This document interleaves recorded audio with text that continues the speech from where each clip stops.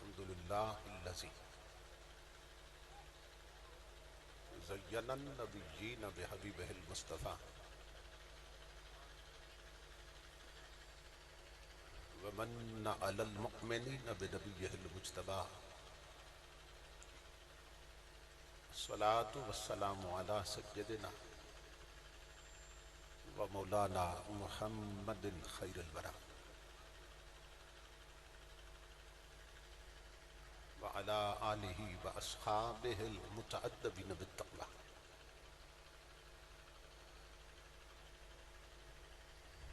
أما بعد فأعوذ بالله السميع العليم من الشيطان اللئيم الرجيم. بسم الله الرحمن الرحيم.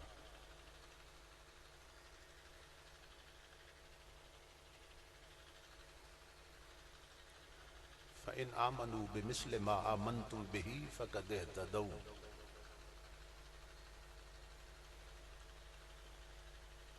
صدق الله مولانا العظيم.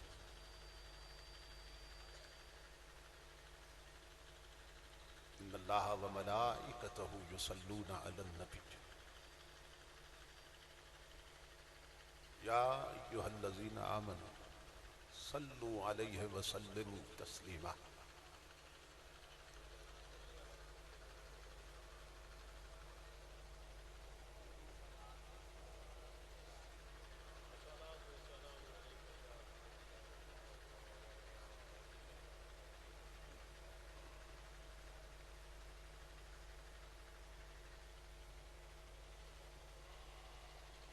لائق صد احترام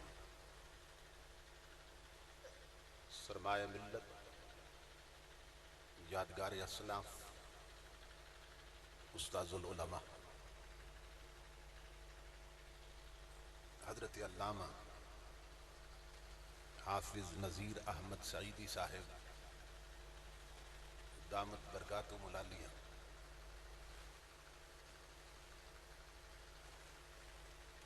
شیخ طریقت محترم المقام حضرت قبلہ پیر سید صفدر حسین شاہ صاحب دامت برکاتہم القدسیہ،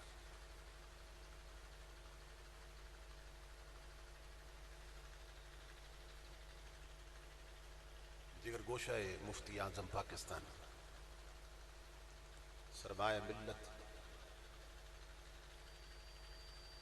محسن اہل سنت حضرت علامہ مفتی محمد شفیق میانوی صاحب زید مجدہ،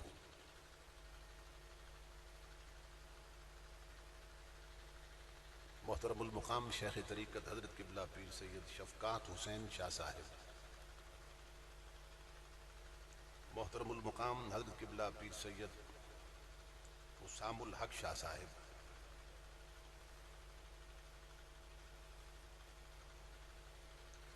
خطیب اسلام برادر عزیز حضرت مولانا محمد نواز قریشی صاحب،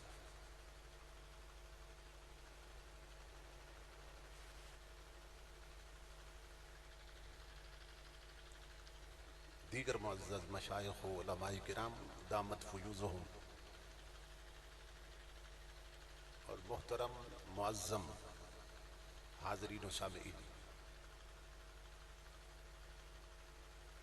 اللہ رب العزت کا لاکھ لاکھ شکر ہے کہ جس نے اپنی توفیق خاص سے آپ کو اور مجھے آج کی اس عظیم الشان کثیر البرکات اور عظیم المقاصد اصلاح امت کانفرنس میں حاضری کا شرف عطا کیا، اور اپنا اور اپنے محبوب مکرم صلی اللہ تعالیٰ علیہ وآلہ وسلم کا ذکر پاک اور پیغام عظیم سننے اور سنانے کی توفیق عطا فرمائی۔ اس عظیم الشان پروگرام کے انعقاد پر میں آپ تمام حضرات کی خدمت میں بالعموم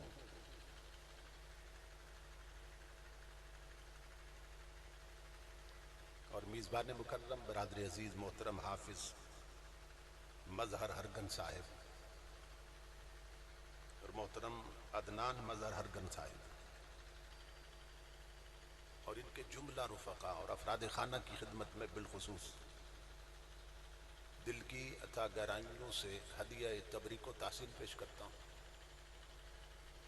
اور دعا کرتا ہوں کہ اللہ رب العزت دوستوں کی اس محنت ایثار کو اخلاص کو اپنی پاک بارگاہ میں قبول و منظور فرمائے اور آج کی اس نشست کو ہماری اعتقادی فکری اور عملی تربیت کے اعتبار سے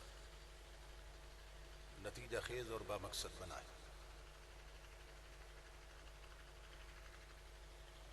میں برادر محترم استاذ العلماء جگر گوشہ استاذ العلماء مخلصی فی اللہ حضرت علامہ عبد الرحمن ضیاء صاحب حافظہ اللہ تعالی کا شکر گزار ہوں کہ جن کے حکم کی تعمیل میں تاریخ کا تعین ہوا اور میں اس پاکیزہ مجلس تک پہنچا ہوں۔ اس عظیم عنوان پہ آج کا پروگرام رکھا گیا ہے،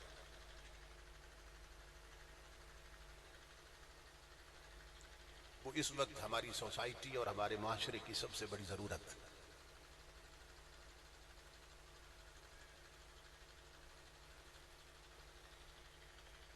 ہمارے احوال بگاڑ کا شکار ہیں، اخلاقیات تباہ ہو چکی اور عقائد رہ گئے تھے۔ بعض بدبختوں نے ان پر بھی ڈاکہ زنی شروع کر دی۔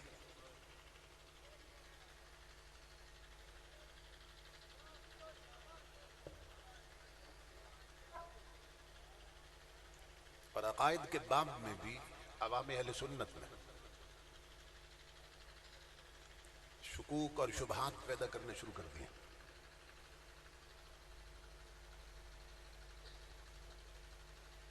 اس لیے جنہیں اللہ رب العزت نے دین کا اور مسلک کا درد عطا کیا ہے، یہ ان کی ذمہ داری ہے کہ اپنے عقیدے کو اچھی طرح سمجھیں اور ایسا سمجھیں کہ پھر دوسروں کو سمجھا بھی سکیں اور دین کو ایسے سیکھیں کہ دوسروں کو سکھا بھی سکیں۔ اس لیے کہ اگر ہم دین کو نہیں سمجھیں گے تو دین پر عمل کیسے کریں؟ شریعت کو نہیں سیکھیں گے تو شریعت پر عمل کیسے کریں؟ اور اگر شریعت نہیں سیکھیں گے تو اپنے بچوں کو، اپنی اولاد کو شریعت سکھا کیسے سکیں گے؟ اس وقت ہماری سب سے بڑی ذمہ داری یہ ہے کہ ہم اپنے عقیدے کو بھی سمجھیں، اسلام کو سمجھیں، اس کی تعلیمات کو سمجھیں۔ اسلام پہ کبھی ایسا وقت رہا کہ اس کے کسی ایک شعبے پہ حملہ کیا گیا؟ جس دین کے ہم ماننے والے ہیں اس کے 4 شعبے ہیں۔ تو پہلا شعبہ عقائد کا ہے، عقیدے کا ہے۔ پہلا شعبہ ہی عقیدے کا ہے کہ جس میں ہمارے بہت سے لوگ ڈاواں ڈول رہتے ہیں، اور چونکہ ڈاواں ڈول رہتے ہیں اس لیے دونوں طرف منہ مار لیتے ہیں۔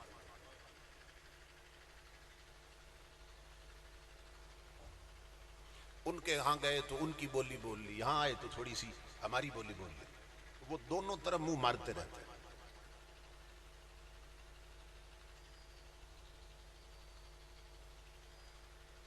پہلا شعبہ ہی عقیدے کا ہے۔ عقیدہ چونکہ روٹ اور جڑ کی حیثیت رکھتا ہے، اگر جڑ ہی جل جائے تو پھر اس درخت پہ کبھی بہار نہیں آ سکتی۔ پہلا شعبہ ہی عقیدے کا ہے، عقائد کا شعبہ ہے۔ اور دوسرا شعبہ عبادات کا ہے، اور تیسرا شعبہ اخلاقیات کا ہے اور چوتھا معاملات کا ہے. تو یہ چاروں ملائیں تو حضور کی شریعت اور دین مکمل ہو جاتا ہے. جس طرح چائے 4 چیزوں سے بنتی ہے. اگر آپ سے کوئی پوچھے بھئی چائے کے اجزاء ترکیبی کیا ہیں، چائے کتنی چیزوں سے بنتی ہے، آپ کہیں گے 4 چیزوں سے بنتی ہے. کیا کیا؟ پانی، دودھ، چینی اور خود چائے جس کو پتی کہتے ہیں. تو چائے 4 چیزوں سے بنتی ہے بلا تشبیہ و بلا مثال. اسی طرح دین محمدی بھی 4 چیزوں سے بنتا ہے.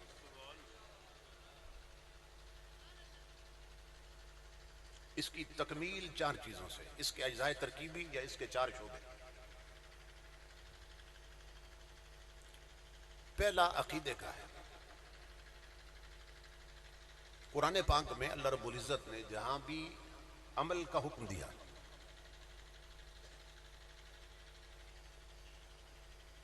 تو وہاں اللہ رب العزت نے عمل کی بات ہی بعد میں کی ہے، عقیدے کی بات پہلے کی ہے.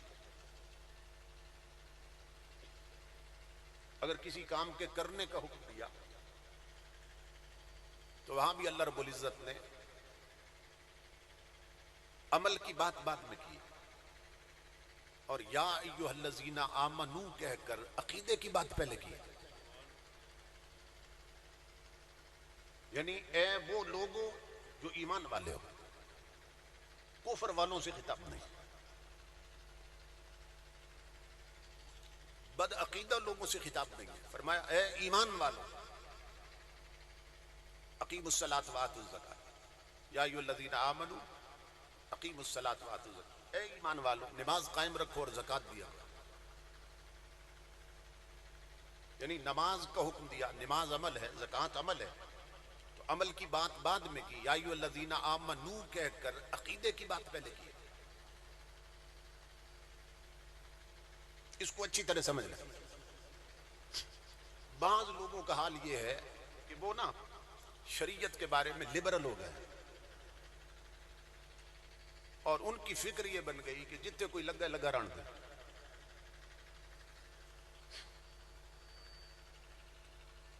اور پھر کہتے ہیں کہ سارے ہی ٹھیک ہیں.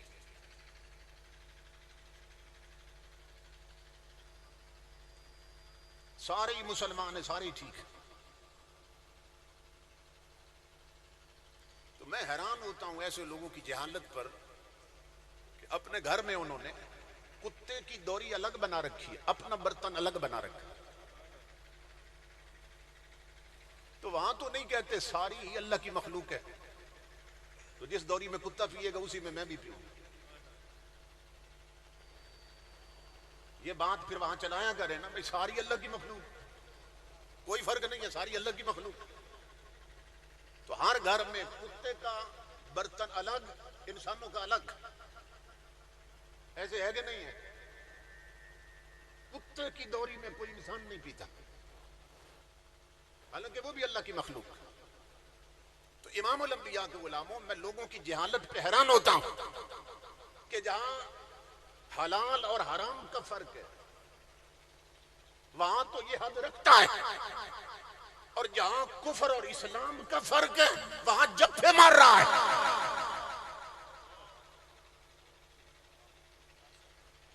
جہاں کفر اور اسلام کا فرق ہے وہاں رشتے دے رہا ہے.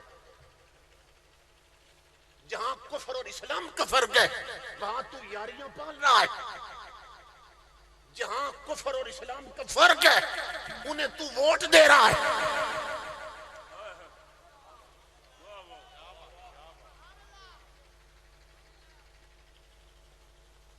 کتے کی دوری الگ رکھی ہے، وہاں تو حلال اور حرام کا فرق ہے، اور یہاں کفر اور اسلام کا فرق. کیونکہ امام الانبیاء نے خبر دی، آقا نے فرمایا میری امت میں کتنے فرقے ہوں گے؟ 73 ہوں گے. کیا آپ سنتے رہتے ہیں نا؟ سنتے تو رہتے ہیں لیکن آج سمجھ لیں اسے. معنی سے سمجھ لیں. خود حضور فرما کر گئے میری امت میں 73 فرقے ہوں گے.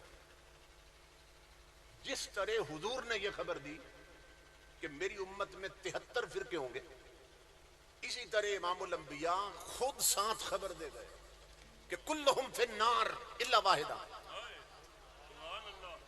امام الانبیاء بتا کر گئے 73 ہوں گے میری امت میں، مگر یاد رکھنا میرے کھرے امتیوں اور مومنوں، ان میں سے 72 جہنمی ہیں، صرف ایک جنتی ہے.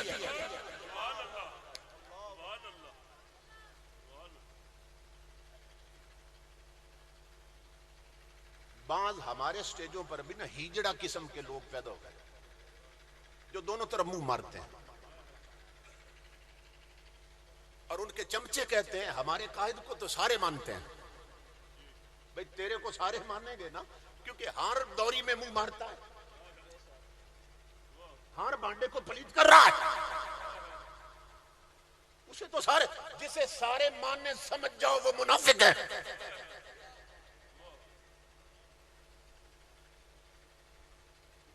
یہ سمجھیں امام الانبیاء کے غلام. کچھ بدبخت کہتے ہیں کہ ساڑھی نماز سارے پیچھے ہو جاتی ہے،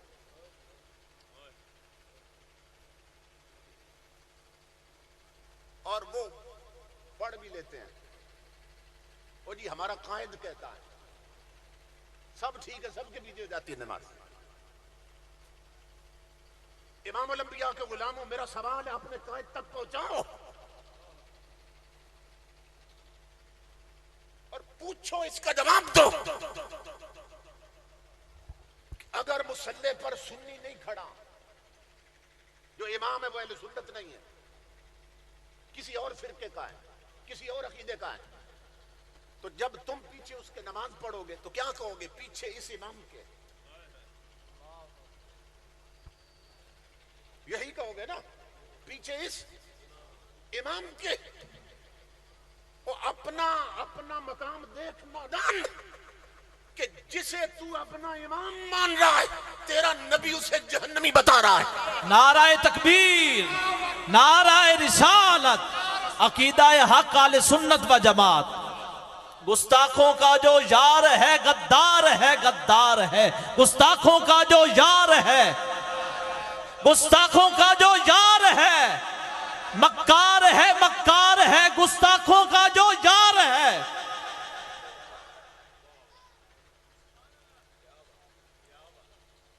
جسے تو امام مان رہا ہے پیچھے اس امام کے وہ مدینے والا بتا رہا ہے یہ جہنمی ہے. سوائے ایک کے سب دوزخی ہیں، سب جہنمی ہیں. اس لیے نادان کسی بد مذہب کے پیچھے نماز پڑھتے ہوئے سوچ کہ تیری ٹکر احمد رضا سے نہیں خود مصطفیٰ سے ہے. حق فیضان رضا جاری رہے گا. فیضان رضا، فیضان رضا، فیضان رضا. سمجھ رہے؟ تو پہلا شعبہ ہی عقیدے کا. امام الانبیاء نے فرمایا میری امت میں 73 ہوں گے. یہ کیوں فرمایا کہ میری امت میں ہوں گے؟ اس لیے کہ ان سب کا دعویٰ ہوگا کہ میرے امتی ہیں. جتنے فرقے ہوں گے، باطل فرقے بھی، آج دیکھ لیں، سب کہتے ہیں جی ہم بھی حضور کے امتی. حضور خبر دے کر گئے، وہ کہیں گے ہم سب حضور کے امتی ہیں، مگر ان کے کہنے سے بات نہیں بنے گی. بات تب بنے گی جسے میں کہہ دوں یہ میرا ہے.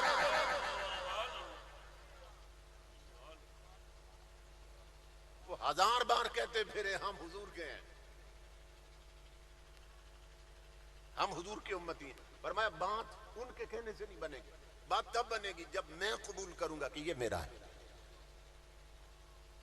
اس لیے فرمایا کہ سب کا دعویٰ ہوگا میرے امتی ہیں، لیکن سب جہنمی ہوں گے، صرف ایک جنتی ہوگا. تو اصحاب رسول نے حضور سے پوچھ لیا کہ یا رسول اللہ صلی اللہ علیہ وسلم اب یہ بھی تو فرمائیے من ہم، وہ کون ہوں گے جو جنتی ہیں. یہ نہیں پوچھا کون کون جہنمی ہوں گے، وہ تو سارے نکلے نا سوائے ایک، وہ تو بہت سے ہیں. تو صحابہ نے پوچھ لیا آقا وہ جو جنتی ہیں وہ کون ہے؟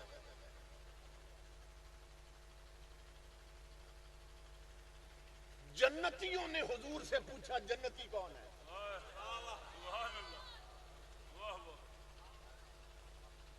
اصحاب رسول نے پوچھا آقا وہ جنتی کون ہے جو صرف ایک جنتی؟ تو امام الانبیاء نے خبر دی، فرمایا ما انا علیہ و اصحابی، فرمایا مجھ سے پوچھنے والوں سنو، جنتی وہ ہیں کہ جس راستے پہ میں چلتا ہوں اس پر چلیں گے، اور جس پہ تم چلتے ہو اس پہ چلیں گے۔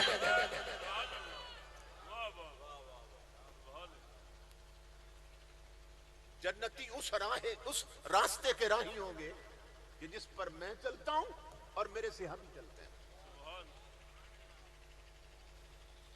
جس پر میں چلتا ہوں اور میرے صحابی چلتے ہیں۔ امام الانبیاء نے خبر دی، تو ایک فرقے کی تو یہی سے چھٹی ہو گئی نا، جو معاذ اللہ جو صحابہ کو نہیں مانتا وہ صحابہ کے پیچھے کیسے چلے گا؟ آقا فرمایا گیا جنتی کی پہچان یہ ہے جو میرے صدیق کے قدموں پہ چلے، فاروق کے قدموں پہ چلے۔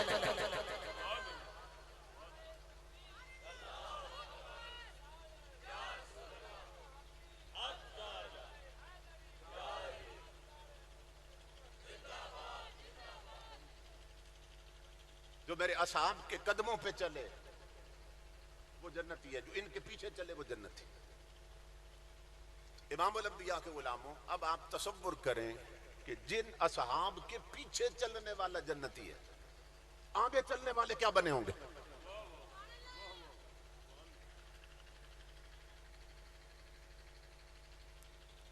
اور یہاں یہ سمجھ لیں کہ کوئی کہہ سکتا ہے بھئی آل کی بات نہیں کی حضور صلی اللہ علیہ وسلم، اصحاب کی بات کی حضور نے کہ جنتی اس راہ پہ چلیں گے جس پر میں چلتا ہوں اور میرے صحابی چلتے ہیں۔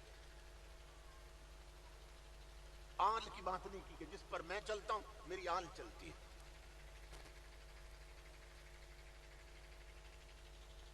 اسے غور سے سمجھ لیں، اچھی طرح سمجھ لیں۔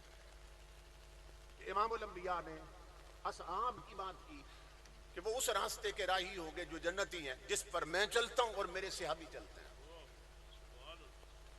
آل کی بات کیوں نہیں کی؟ اس لیے نہیں کی کہ حضور صلی اللہ علیہ وسلم جب صحابی کی بات کرتے ہیں نا، آل اس میں شامل ہوتی ہے۔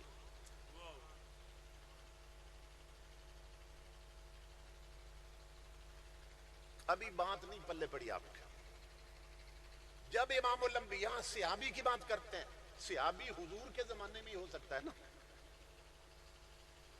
بعد میں تو نہیں ہو سکتا۔ صحابی کی تعریف یہ ہے جس نے حضور کی زیارت کی وہ حالت ایمان میں، اور اسی حالت میں دنیا سے گیا، وہ حضور کا صحابی ہے۔ من لقی النبی مؤمنا بہ ومات علی الاسلام، تو صحابی وہ ہے جس نے حضور کی زیارت کی حالت ایمان میں۔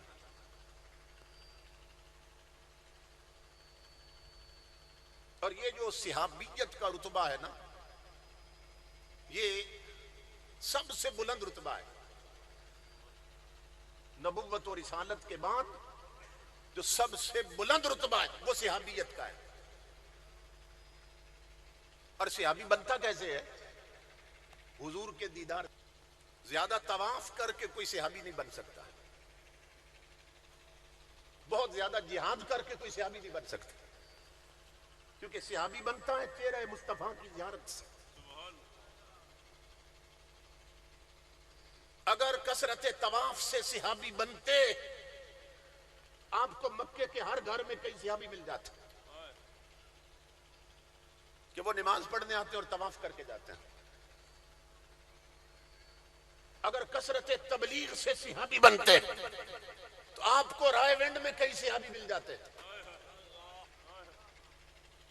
اگر کثرت جہاد سے صحابی بنتے آپ کو مقبوضہ کشمیر میں کئی صحابی مل جاتے۔ مگر میرے رب کی آواز آ رہی ہے، نادان، صحابی عبادت خدا سے نہیں زیارت مصطفیٰ سے بنتا ہے.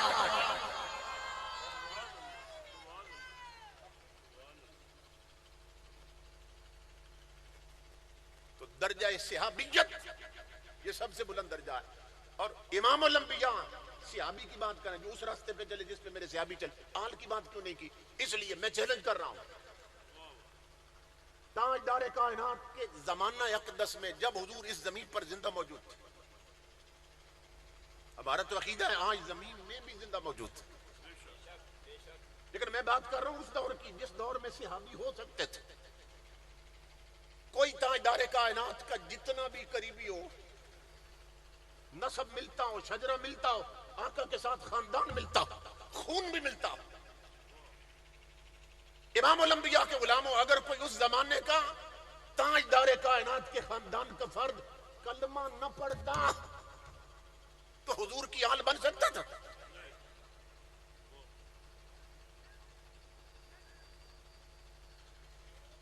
اس پر صرف ایک مثال دیتا ہوں. حضور کے دو چچا ہیں، حضرت امیر حمزہ رضی اللہ تعالیٰ، حضرت عباس رضی اللہ تعالیٰ. یہ سگے چچا حضور کے، یہ دونوں حضور کی اہل بیت ہیں، آل ہیں دونوں حضور. ابو لہب بھی حضور کا سگا چچا ہے مگر وہ آل ہے. تو دو سگے چچا آل ہیں، تیسرا سگا چچا آل نہیں ہے. کیوں نہیں ہے؟ شجرہ ملتا ہے، خاندان ملتا ہے حضور کے ساتھ، نسب ملتا ہے حضور کے ساتھ، مگر وہ آل نہیں ہے. کیوں نہیں؟ کہ عقیدہ نہیں ملتا رسول کے ساتھ.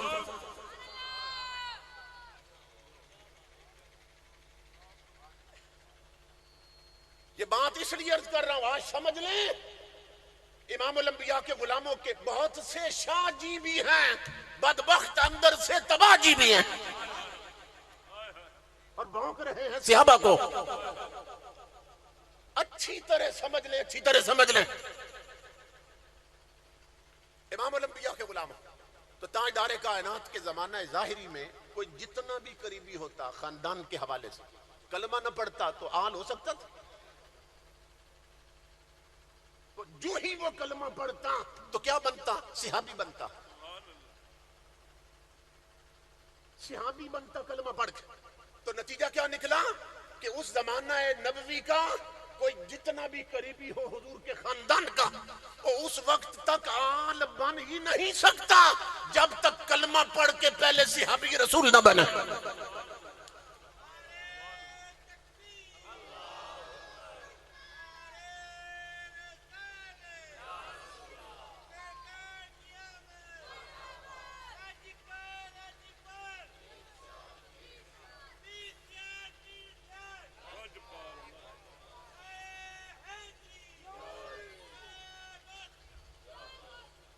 اس لیے آقا نے فرمایا جس راستے پر میں چلتا ہوں اور میرے اصحاب چلتے، آل بھی اس میں شامل ہے، کیونکہ آل کوئی اس وقت بن ہی نہیں سکتا تھا جب تک کلمہ پڑھ کے پہلے صحابی رسول نہ بنے.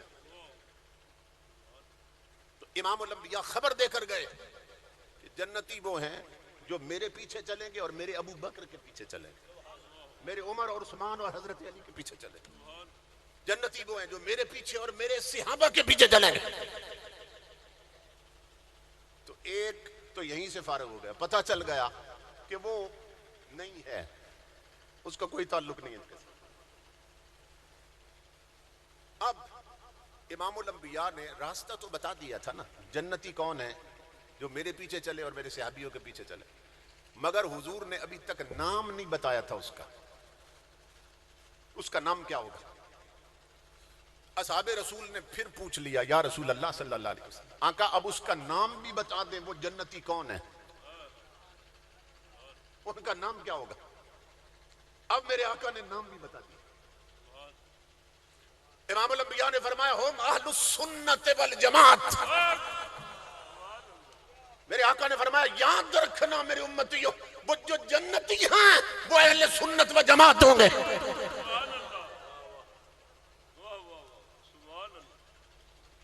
جنتی ہیں ان کی پہچان یہ ہے کہ وہ اہل سنت والجماعت ہوں گے، وہ اہل سنت ہوں گے. جنت یہ خود حضور خبر دے کر گئے. عقل عیار ہے 100 بھینس بنا لیتی.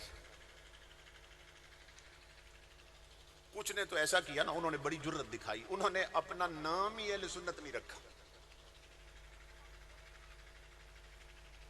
وہ اپنے اور نام رکھ کے نہ سامنے آئے.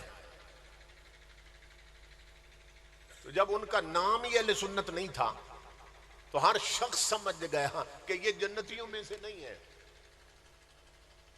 یا یہ ان میں سے نہیں ہے جن کو جنتی ہونے کی حضور نے بشارت دی ہے. انہوں نے تو بڑی ہمت دکھائی کہ اپنا نام ہی انہوں نے اہل سنت نہیں رکھا. لیکن کچھ ایسے تھے جنہوں نے سوچا کہ اب کسی اور نام کے ساتھ سامنے آئے نا, ٹائٹل کے ساتھ, لیبل کے ساتھ, تو پھر یہ ہے کہ ہم پہچان لیے جائیں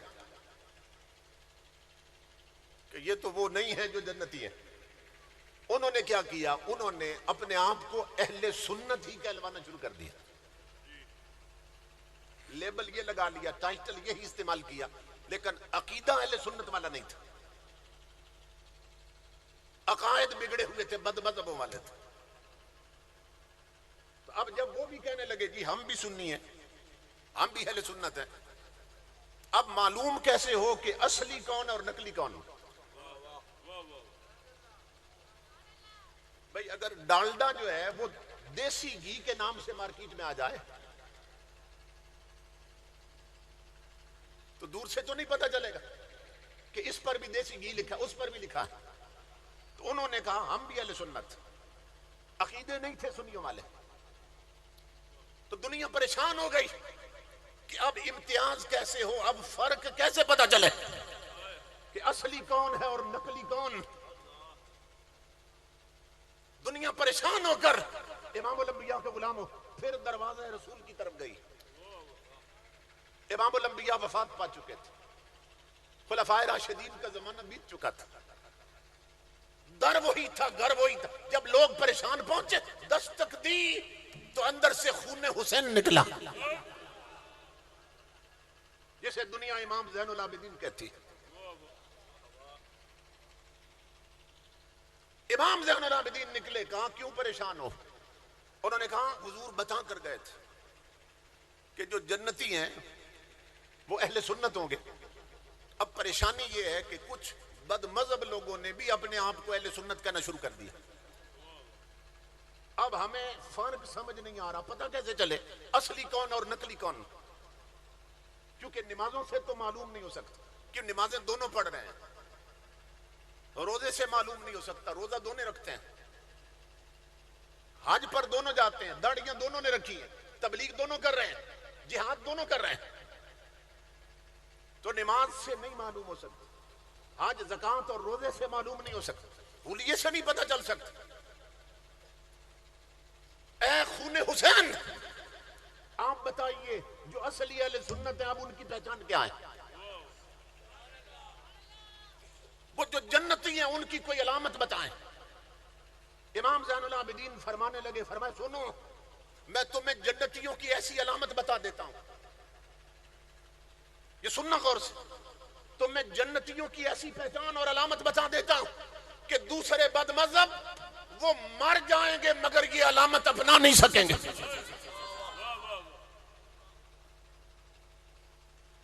امام الانبیاء کے غلاموں امام زین العابدین فرمانے لگے سنو جو اصلی اہل سنت ہے ان کی پہچان یہ ہے. فرمایا علامت اہل سنہ کثرت الصلاۃ علی رسول اللہ. فرمایا وہ جو جنتی ہیں اہل سنت ان کی پہچان یہ ہے کہ وہ ہر گھڑی مصطفیٰ پہ درود و سلام پڑھتے رہتے ہیں. نعرہ تکبیر, نعرہ رسالت, نعرہ تحقیق, نعرہ تحقیق, نعرہ حیدری. یا علی ہر صحاب یہ نبی, عشق و محبت, عشق و محبت, آل سنت, آل سنت, عشق و محبت, عشق و محبت. یہ امام زین العابدین نے پہچان دی. فرمائے وہ جو اصلی ہیں, جو جنتی ہیں, جو حقیقی اہل سنت ہیں ان کی پہچان یہ ہے کہ وہ ہر گھڑی کملی والے پہ درود و سلام پڑھتے نظر آئیں. کیا مطلب؟ ان کا بڑا وظیفہ ہی درود و سلام ہوگا. پہچان ہی درود و سلام ہوگی. امام الانبیاء کے غلاموں، اب دیکھو نا اللہ کی قدرت دیکھیے. جو علامت جنتیوں کی بتا گئے امام زین العابدین، وہ ہمارے دشمنوں نے ہمارا نام ہی وہ رکھ دیا ہے کہ یہ سنی درودی ہیں.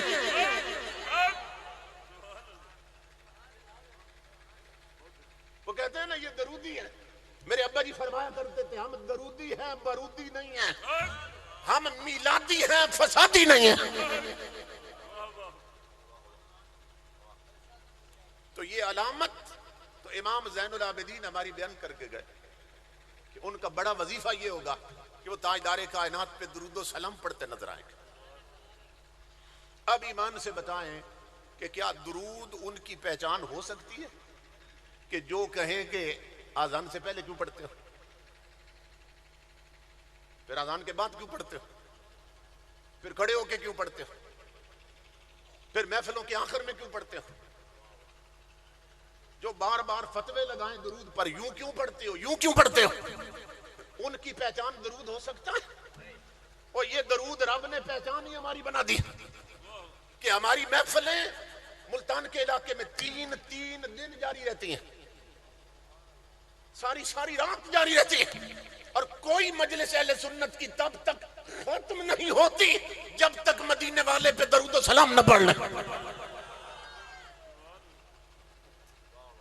یہ درود پہچان ہی ہماری بن گیا، یہ آقا پہ سلام یہ پہچان ہی ہماری بن گیا. اور ہمارا حال یہ ہے کہ کہیں حضور کے آنچے آذان سے پہلے پڑھنے لگ جاتے، کئی بعد میں پڑھنے لگ جاتے، کئی کھڑے ہو کے پڑھتے ہیں، کہیں بیٹھ کے پڑھتے ہیں. امام الانبیاء کے غلاموں کبھی عربی میں پڑھنے لگ جاتے ہیں، کبھی فارسی میں پڑھنے لگ جاتے ہیں، کبھی اردو میں پڑھنے لگ جاتے ہیں، کبھی پنجابی میں پڑھنے لگ جاتے ہیں. یہ ہماری پہچان ہے. کبھی من موج میں آئے تو بصیری کی زبان میں پڑھتے ہیں، کبھی عشق مجد میں آئے تو احمد رضا کی زبان میں پڑھتے ہیں.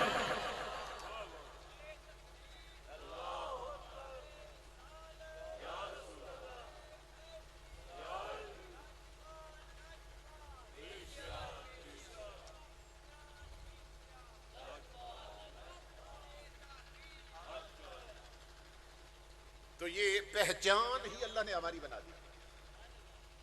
درود و سلام کبھی من موج میں آتا ہے تو مولا یا صلی وسلم دائما ابدا کہہ کے رانجہ راضی کر لیتے، اور کبھی مصطفیٰ جان رحمت پہ لاکھوں سلام کہہ اپنے عشق کی آنکھ کو ٹھنڈا کرتے ہیں. تو یہ پہچان ہی ہماری ہے. میرے آقا نے فرمایا اہل سنت کی یہ پہچان ہے. اب حضور غوث اعظم فرما رہے ہیں. قرآن پاک کی ایک آیت ہے،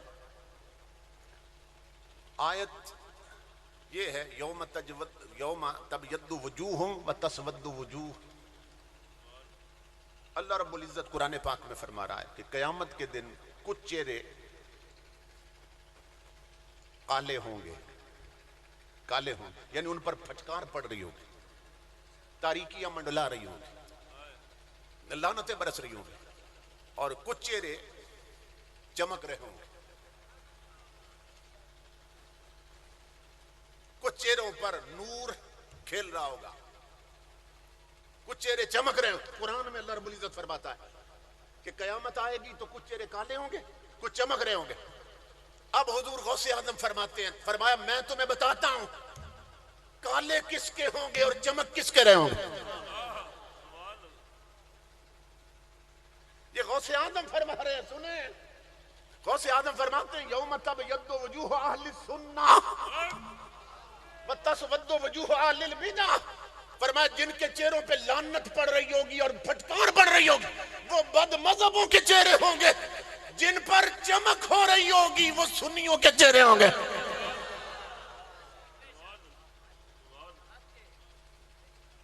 جو چمک رہے ہوں گے وہ سب اہل سنت کے چہرے ہوں گے، کیونکہ ان کا عقیدہ ہوگا چمک تجھ سے پاتے ہیں سب پانے والے، میرا دل بھی چمکانے والے. وہ مدینے والے سے نور کی بھیک لے کر قبر میں پہنچیں گے تو ان کے چہرے بتا دیں گے یہ اہل سنت. روشنی ہوگی اور اہل سنت کے چہرے چمک رہے ہوں گے. امام الانبیاء کے غلاموں، پہلے تو بات کتابوں میں تھی، اس دور میں اللہ نے ہمیں آنکھوں سے دکھا دی. اور بڑے بڑے چودھری، ملک مار، راجے مہاراجے مر جاتے ہیں، ڈاکٹر انجینئر مر جاتے ہیں، جنرل اور صدر اور وزیر مر جاتے ہیں. یہاں ناک سے نا پیپ اور خون بہنا شروع ہو جاتا ہے، ناک میں روئی ٹھوس دی جاتی ہے اور منہ باندھ دیا جاتا ہے کپڑے کے ساتھ، منہ کھل جاتے ہیں اور یہاں سے گندی رطوبت بہنے لگ جاتی ہے. بڑے بڑے مر جاتے ہیں، آپ نے چہرے دیکھے ہوں گے، چہرے بھیانک ہو جاتے ہیں، شکلیں تبدیل ہو جاتی ہیں. مگر امام الانبیاء کے غلاموں، وہ مرد کلندر جو ویل چیئر پہ بیٹھا رہا، جسے دنیا امیر المجاہدین کہتی ہے، جو جیا تو نبی کی عزت کے لیے اور مرا تو نبی کی حرمت کے لیے.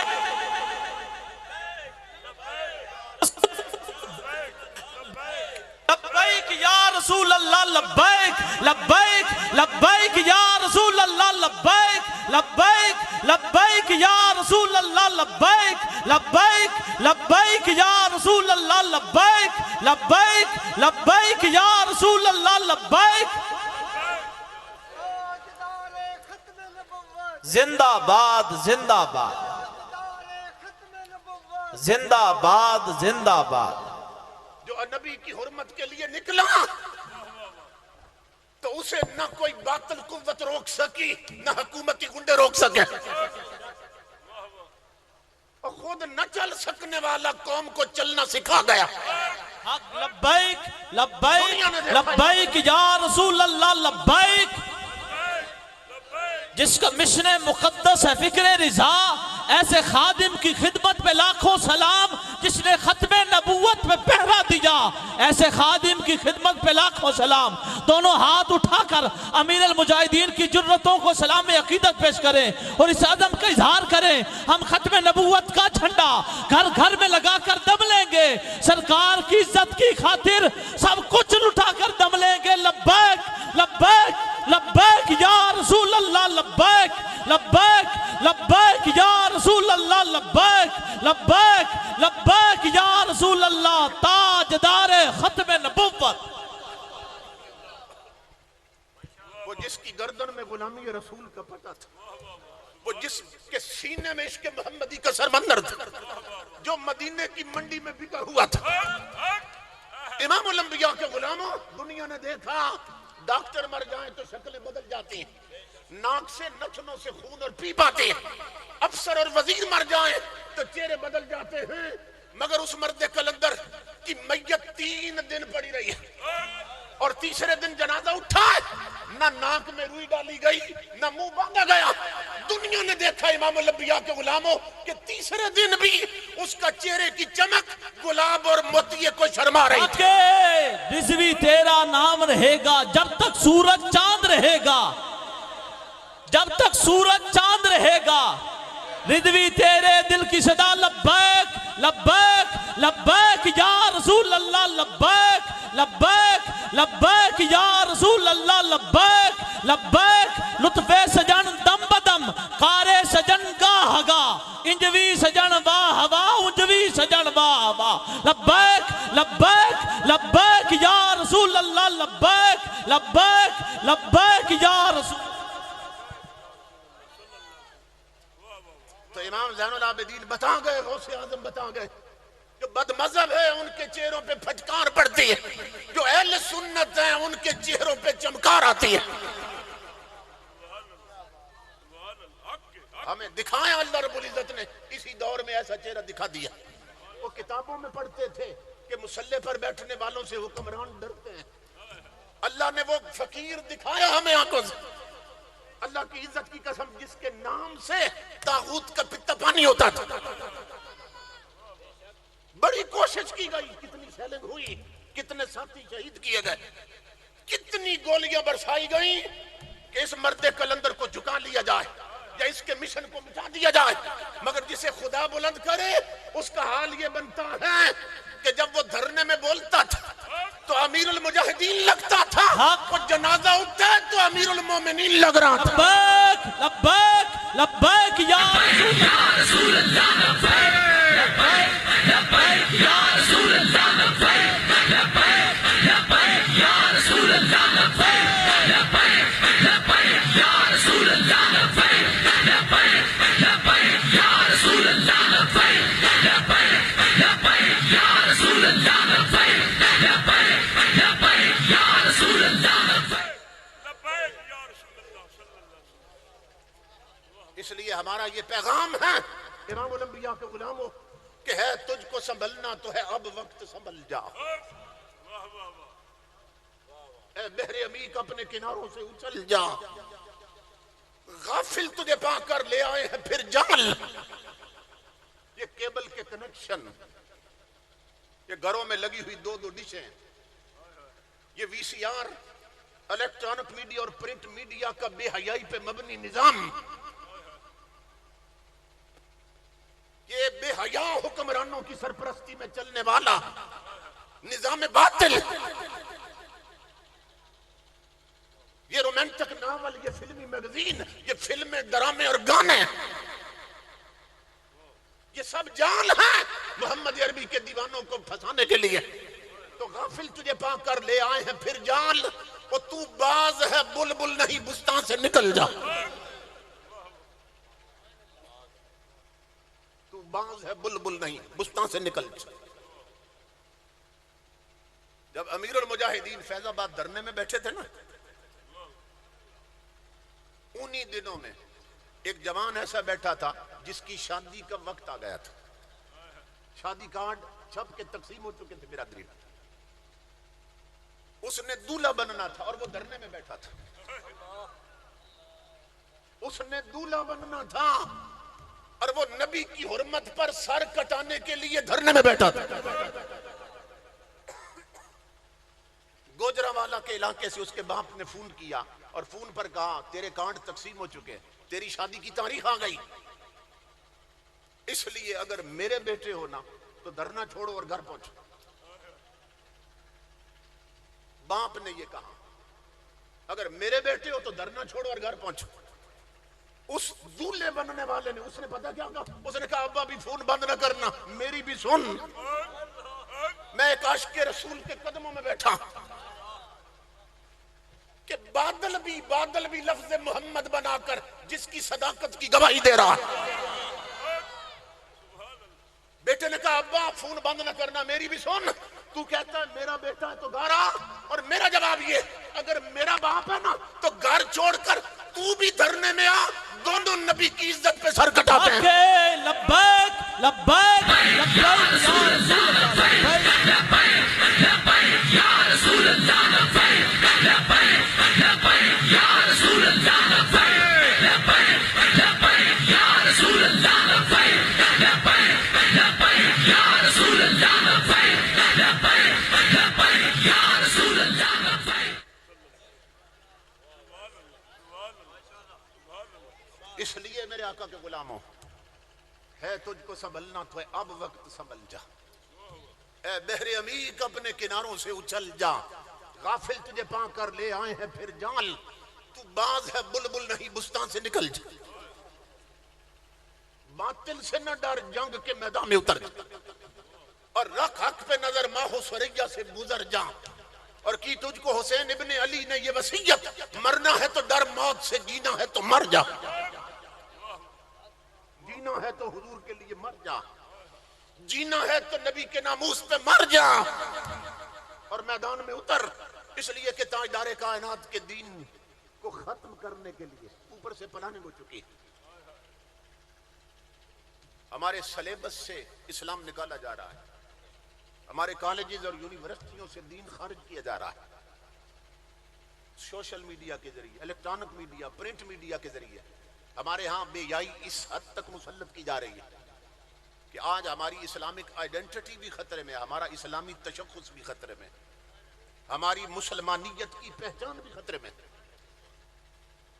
इसलिए मेरे आका के मिलाद और इस इस्लाही उम्मत कॉन्फ्रेंस में आने वालों, आपके अंदर दर्द था दीन का और हुजूर की मोहब्बत थी तो घर छोड़कर यहां पहुंचे।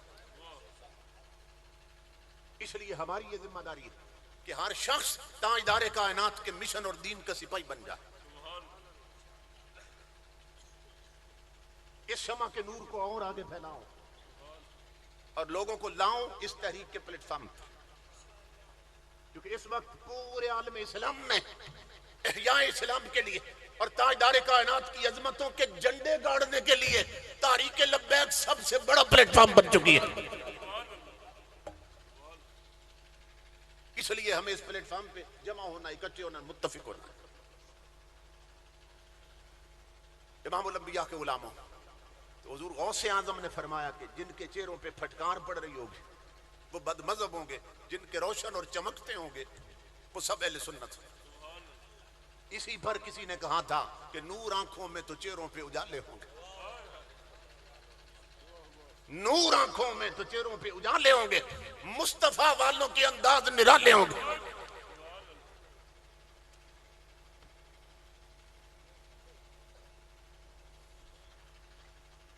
تو اللہ رب العزت کا شکر کہ اللہ نے ہمیں عقیدہ صحیح عطا کیا، مسلک حق پہ ہمیں رکھا. تو پہلا شعبہ جو ہے نا یہ عقیدے کا ہے، اور اس پر گھنٹوں پوری رات بات ہو سکتی ہے. دوسرا شعبہ عبادات کا. تو میں یہ عرض کر رہا تھا کبھی ایسا ہوا کہ اسلام دشمن طاقتوں نے اسلام کے کسی ایک آسپیکٹ پہ حملہ کیا، ایک شعبے اور ایک پہلو پہ حملہ کیا، لیکن باقی 2 شعبے یا 3 شعبے محفوظ تھے. لیکن ہم ایسے فتنوں کے دور میں ہیں کہ اسلام دشمن طاقتیں اسلام کے ہر پہلو پہ حملہ کر رہی ہیں. عقیدے خراب کیے جا رہے ہیں، عبادات سے غافل بنایا جا رہا ہے. عبادتوں سے ہی لوگ غافل ہو جائیں. کرونا کے دوران مسجدوں پہ پابندی لگی، بہت سے جوان تھے جو نمازی بن چکے تھے، لیکن جب مسجد جانے پر پابندی ہو گئی ان کی وہ عادت پھر ختم ہو گئی.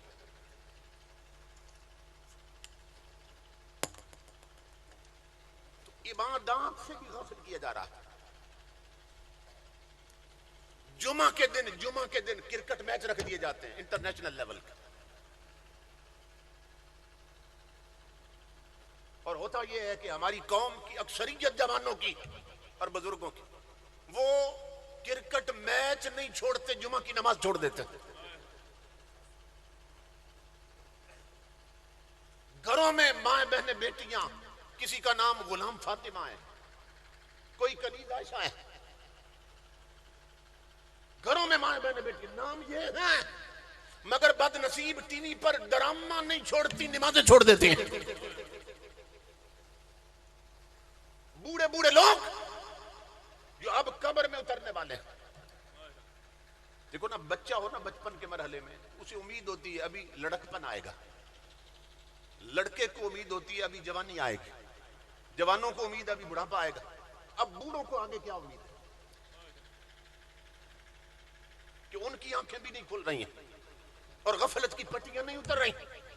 تو بوڑھے لوگ اڈوں اور ہوٹلوں پہ تاش کی بازی نہیں چھوڑتے، نمازیں چھوڑ دیتے.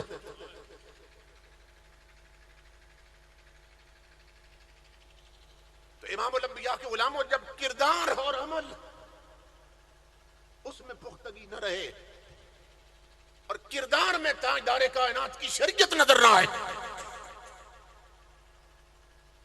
تو پھر ہمارا یہ دعوی غلامی کس درجے کا ہے؟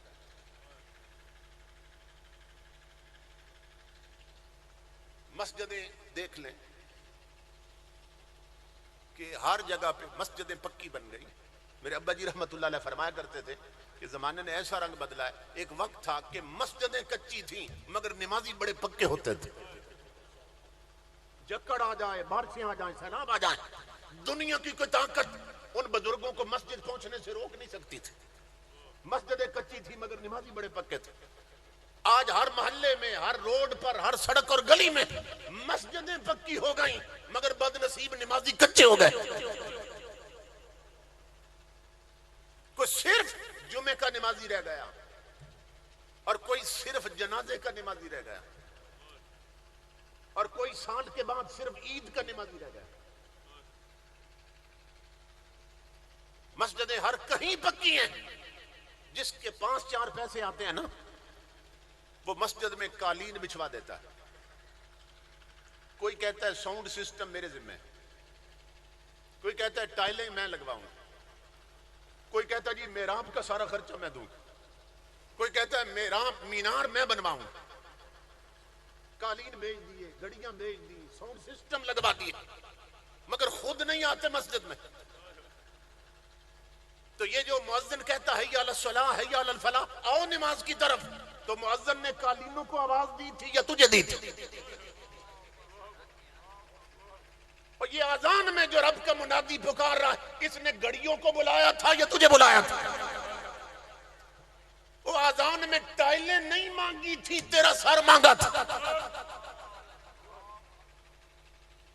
اور تو نے ماربل لگوا کر اور قالین بچھا کر اور پنکھے لگوا کر یہ سمجھ لیا کہ تیری مسجد سج گئی ہے, اور یہ تیری نظر میں سجی ہے. نادان, مدینے سے آواز آ رہی ہے, مسجدوں کی زینت قیمتی قالین نہیں ہوتے ہیں, مسجدوں کی زینت قیمتی ساؤنڈ سسٹم نہیں ہوتا ہے, مسجدوں کی زینت قیمتی گھڑیاں نہیں ہوتی ہیں, اور مسجدوں کی زینت نمازیوں کے جھکے ہوئے سر ہوتے ہیں.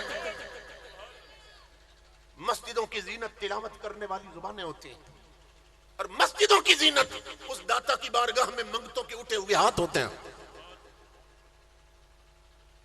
آج بازار آباد ہے, ہر جگہ رش ہے, ہر جگہ بھیڑ, مارکیٹیں آباد ہیں, شاپنگ مال آباد ہے, بے غیرتی کے اڈے آباد ہیں. اگر ویران ہے تو خدا کے گھر ویران پڑے.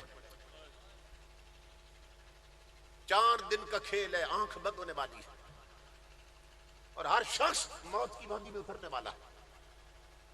اس لیے میرے بھائیوں, اپنے آپ کو مسجدوں کے راستوں پہ چلنے کا عادی بناؤ, اپنی ان پیشانیوں میں سجدوں کا نور بھرو, اپنے گھر کے ماحول کو اسلامی بناؤ. اپنی اولاد اگر کوئی سیکھنے کے قابل ہو تو پہلے ABC نہ پڑھاؤ, اس کی گٹی میں نبی کا قرآن رکھو. اپنی بہو بیٹیوں کو شریعت والا لباس پہننا اور پردہ کرنا سکھاؤ. اپنے گھر کی الماری سے قرآن نکالو, اور قرآن الماری کے لیے نہیں بنا, تیری جھولی کے لیے بنا. اپنی جیبوں سے تاش کے پتے گراؤ, سورہ یاسین رکھو. اپنی کاروں میں کفریہ کلمات پہ مبنی قوالیاں مت سنو, تماشوں کے لہجے میں ذکر نبی کرنے والے نعت خان مت سنو. اپنی گاڑیوں میں ان علماء کی سیڑھیاں چلاؤ جو رب کا قرآن پڑھتے ہیں یا نبی کا فرمان پڑھتے ہیں. اپنے آپ کو حضور کی چوکھٹ پہ گرا دو تاکہ تمہاری نسلوں میں بھی حضور کا دین چلتا رہے. اس لیے میرے آقا کے غلاموں, آج اگر ہمارے قدم لڑکھڑا گئے, آج ہماری زندگی سے اسلام اگر نکل گیا, ہمارے گھر سے اسلام نکل گیا, تو پھر کیا ہوگا؟ ہماری نسلیں کبھی بھی مسلمان نہیں رہ سکیں گے. اگر مائیں بہنیں بیٹیاں میرا خطاب سن رہی ہیں تو وہ یہ سنیں, امام الانبیاء کی حدیث پاک, میرے آقا فرماتے ہیں جس معاشرے کی عورت سمر جاتی ہے نا, وہ معاشرہ بھی سمر جاتا ہے, اور جس سوسائٹی اور معاشرے کی عورت بگڑ جاتی ہے وہ معاشرہ بھی بگڑ جاتا ہے. اس وقت سب سے زیادہ بگاڑ عورتوں کی وجہ سے پیدا ہو رہا ہے, ان کی برہنگی کی وجہ سے, ان کے فیشن کی وجہ سے, ان کی بے حیائی کی وجہ سے, اور مرد بھی اس میں برابر کے شریک. امام الانبیاء نے فرمایا تھا میری امت پہ ایک وقت آنے والا ہے, لا یبال المرء, امتی میرا ہوگا, کلمہ میرا پڑھے گا, نسبت میرے ساتھ دے گا, لیکن اس کو پرواہ ہی نہیں ہوگی. لا یبال المرء ما اخذ منه ام من الحلال ام من الحرام, امتی میرا ہوگا, اسے پرواہ ہی نہیں ہوگی حلال کر رہا ہے کہ حرام کر رہا ہے.